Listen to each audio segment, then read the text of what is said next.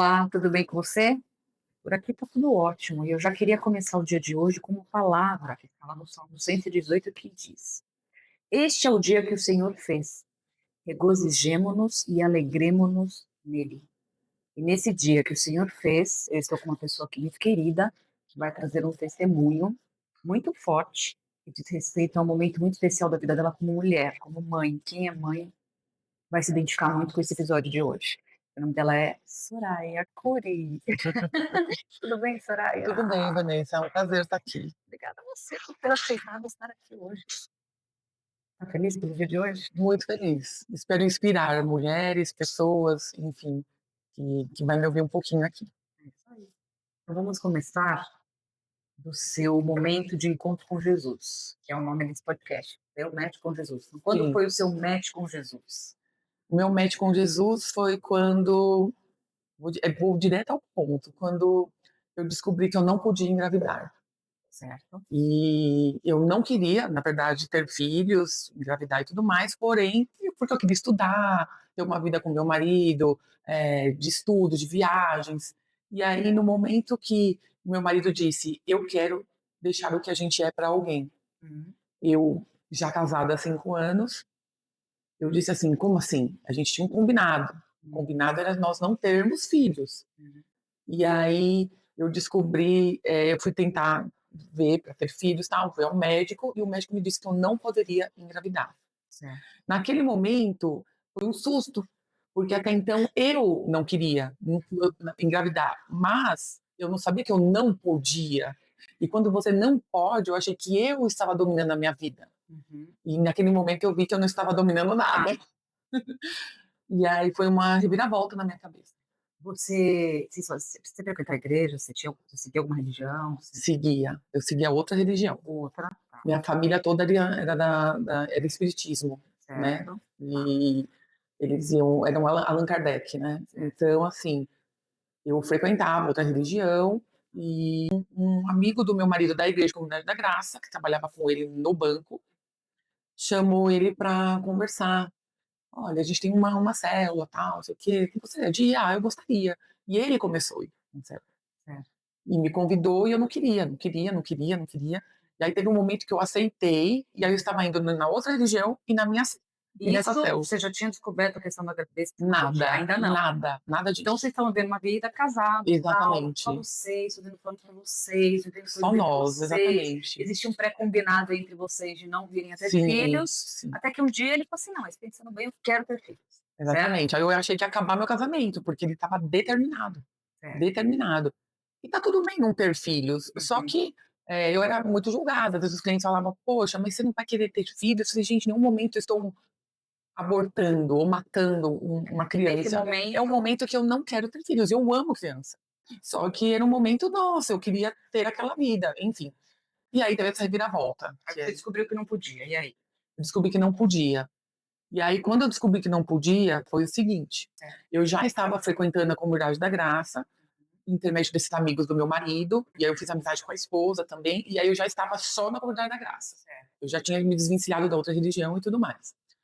E aí, neste momento, foi em São Bernardo, inclusive, a Comunidade da Graça de lá, porque eles frequentavam lá. E aí, neste momento, a gente começou a orar, tal, né, nessa questão para eu engravidar, e a gente já estava tentando engravidar nesse período.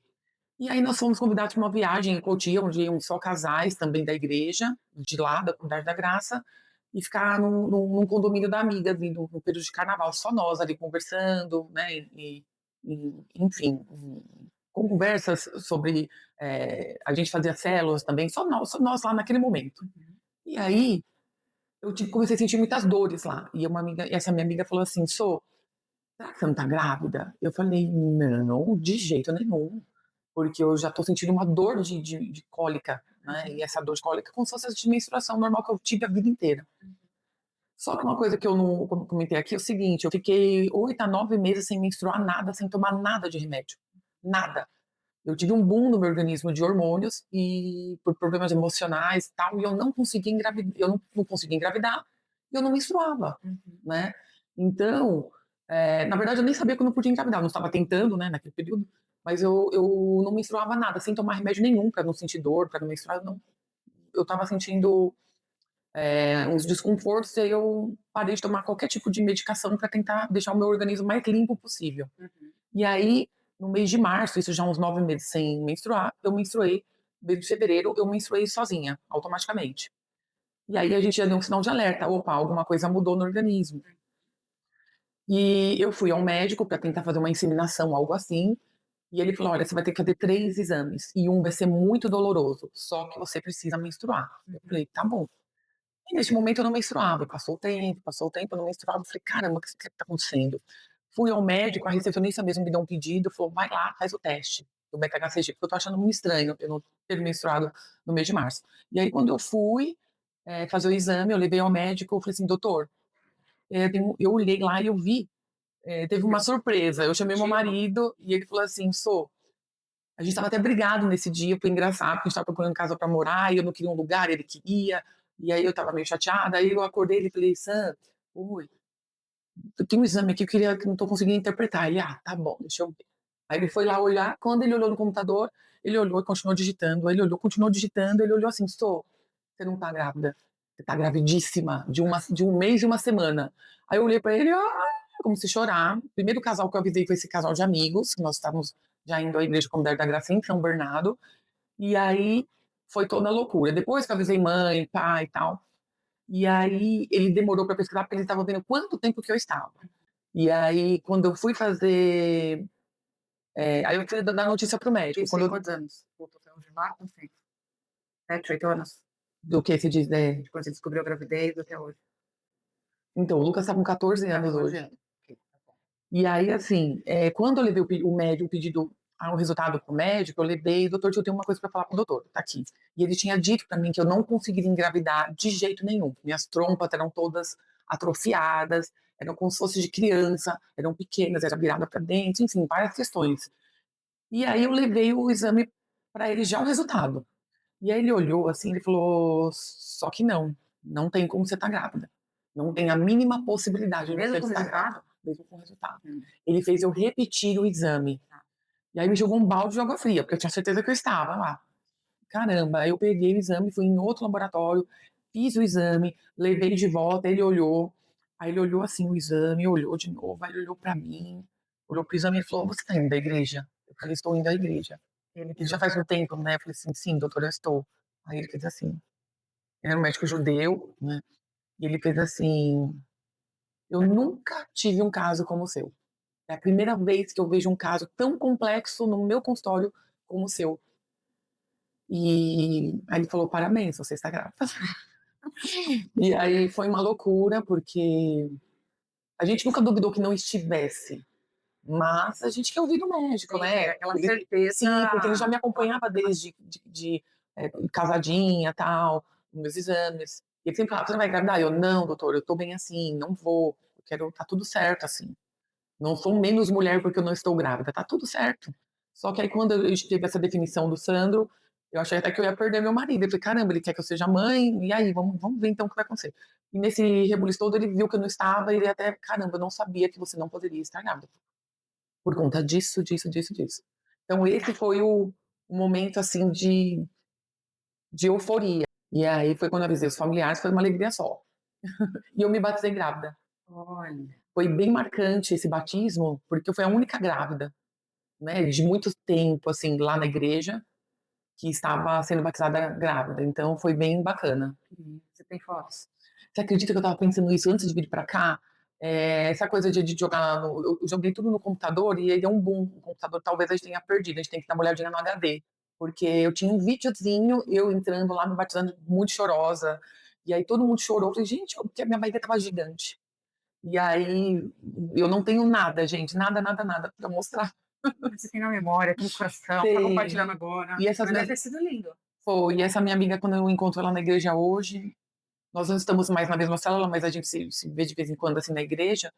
Ela fica com os olhos cheios de lágrima quando olha para mim, porque a gente era muito próxima e ela lembra do Lucas, né, assim, bebezinho, de toda essa história. Foi ela que plantou a sementinha. Ela falou: já pensou se você tivesse grávida naquela viagem? Eu: imagina, amiga. Não, essa dor aqui de cólica, não, porque eu sempre tive cólica menstrual desde os 14 anos. E eu fazia tratamento de anticoncepcional para não engravidar, né, antes da minha conversão. pra não sentir dor também. O principal era não sentir dor, então era um tratamento para mim anticoncepcional. Eu achei que era isso, que ia realmente vir a menstruação e tal, mas não era. Era o meu útero já se abrindo, porque a mulher, quando ela tá grávida, depende de alguns casos, ela já sente muita dor, algumas dores para poder. É o útero já se preparando. E aquela dor era isso. Eu achando que era cólica, nós fomos procurar uma farmácia para tomar um remédio, eu já estava grávida lá. E aí, como é que foi? Gravidez?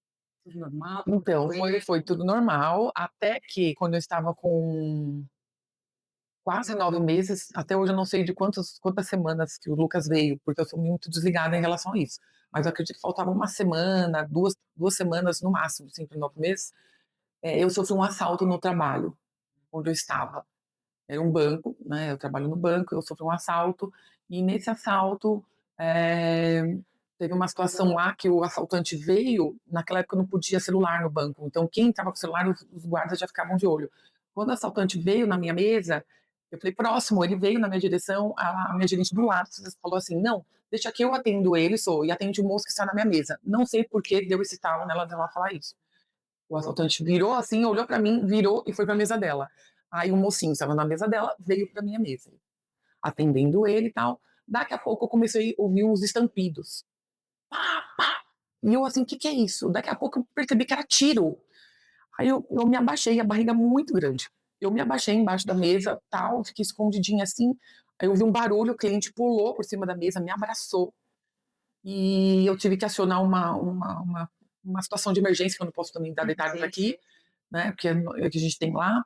E aí se cessou os barulhos.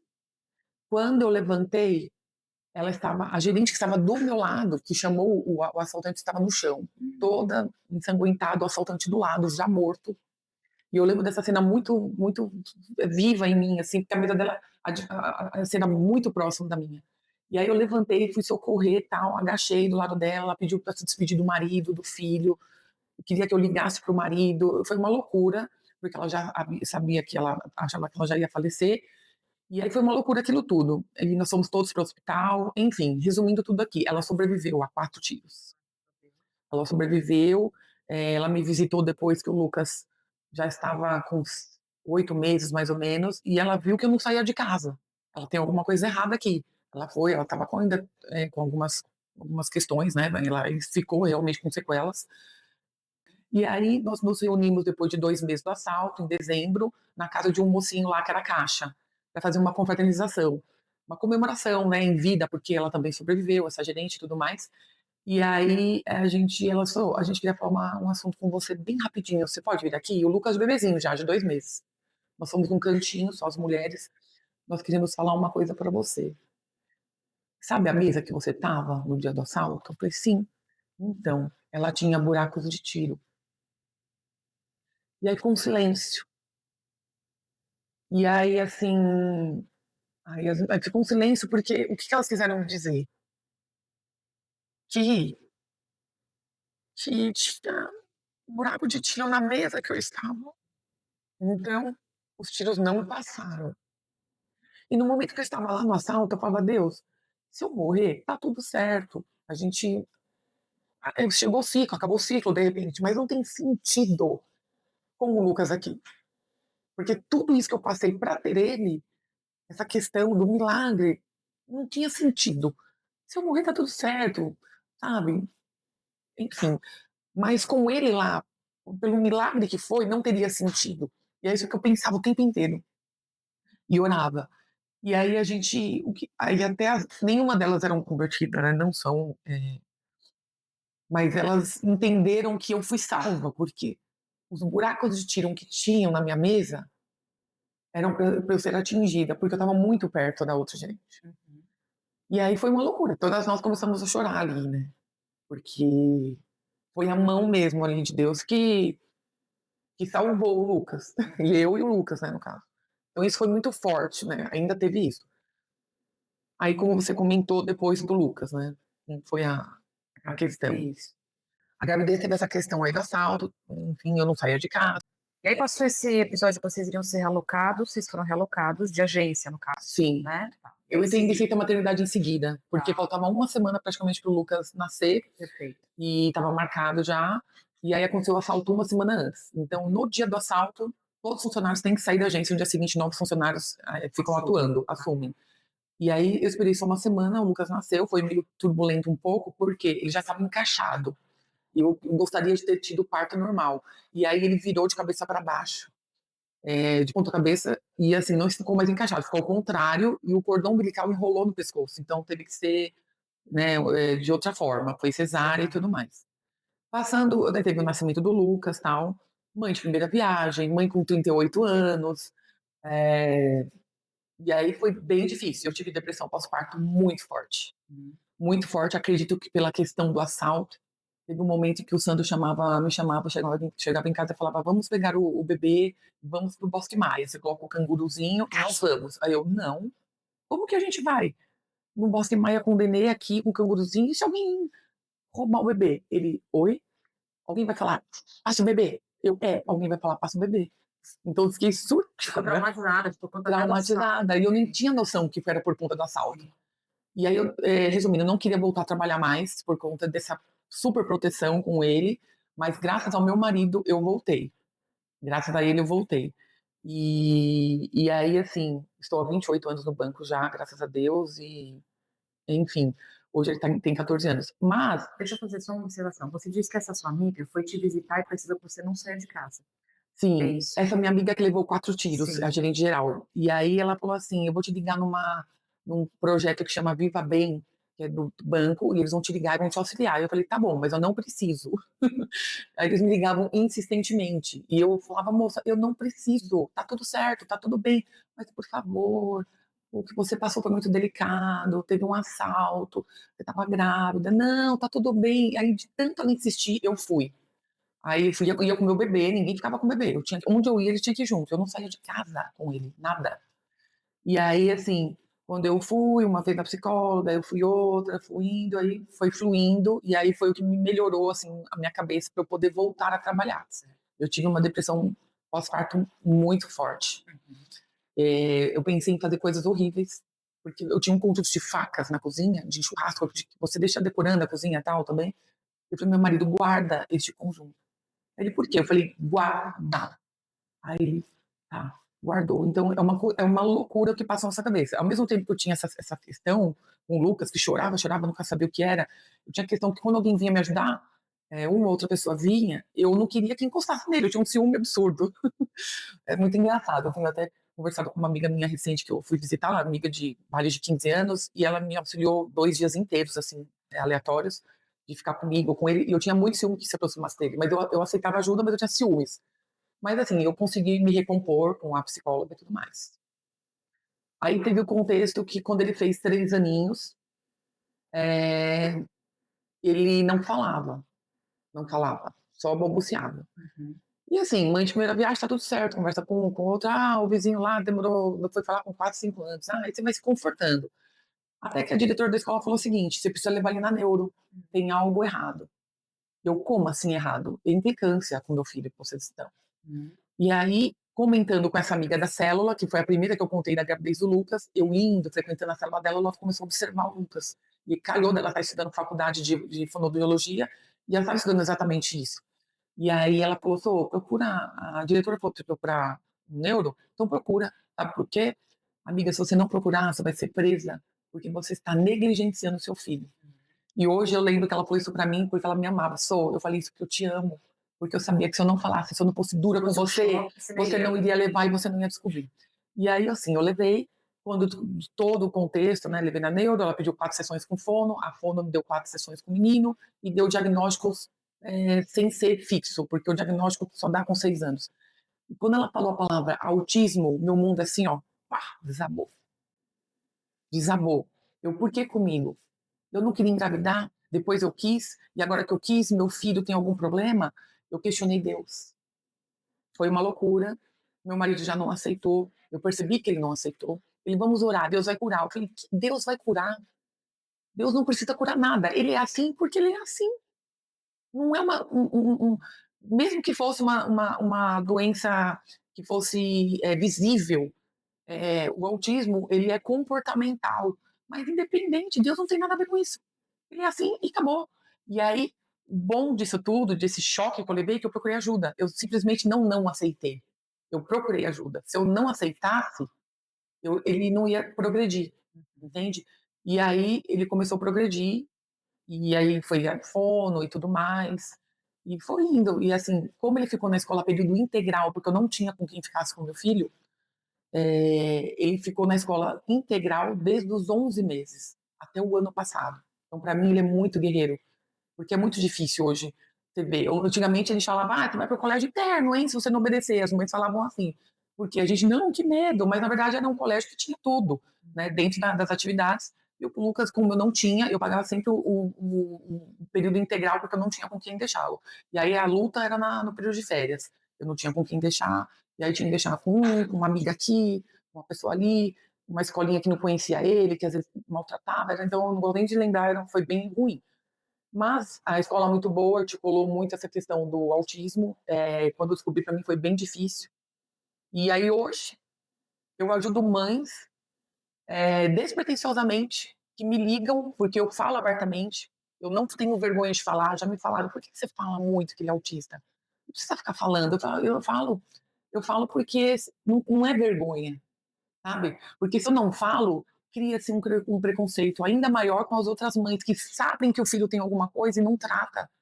Então, essas mães, algumas mães me procuram e, olha, teu nome é Soraya, me indicaram você não me conhece, eu descobri que meu filho é autista agora, a maioria é meninos, mas tem meninas também.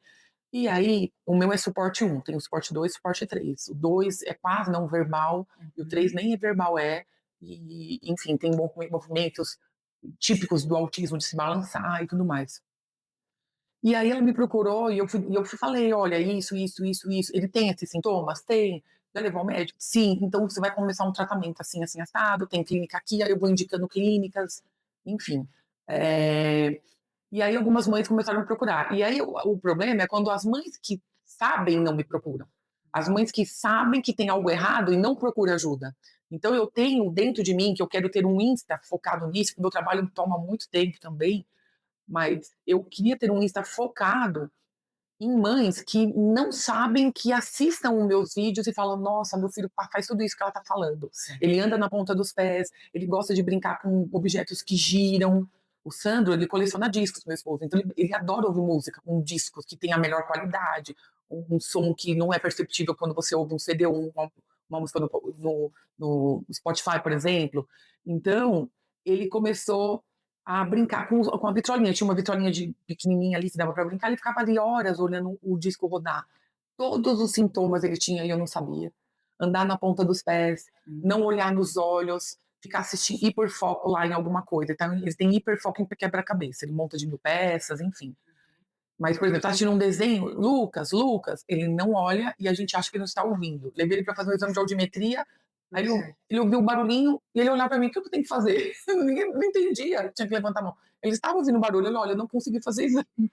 Mas, na verdade, eles ouvem. É que a mãe acha que ele é surdo, a gente acha que é surdo, aí faz exame, faz tomografia, e não é. Ele não quer olhar para você porque não interessa o que você está falando para ele. Ele é hiperfocado em alguma coisa. Se ele não está ouvindo aquele desenho, está assistindo, ele quer assistir aquele desenho.